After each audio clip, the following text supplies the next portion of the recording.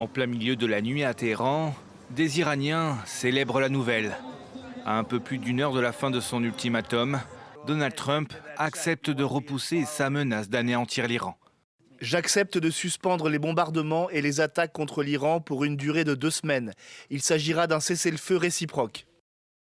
30 minutes plus tard, l'Iran confirme un cessez-le-feu à condition que les frappes sur son territoire cessent.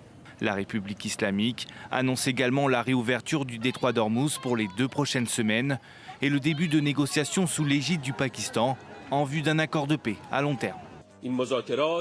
Ces négociations, menées dans un climat de méfiance totale envers la partie américaine, débuteront à Islamabad le vendredi 10 avril. L'Iran y consacrera 2 semaines, délai qui pourra être prolongé d'un commun accord. Donald Trump dit avoir reçu des Iraniens une proposition de plan de paix en 10 points, parlant d'une base viable pour négocier. Selon un communiqué du Conseil suprême iranien de la sécurité nationale, elle prévoit notamment que Washington accepte la poursuite du programme sur l'enrichissement d'uranium et la levée de toutes les sanctions.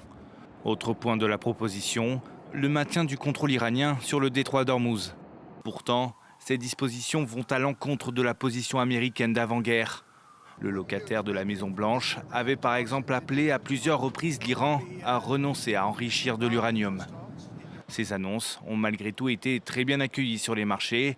Les cours du pétrole sont repartis à la baisse sous la barre des $100 le baril.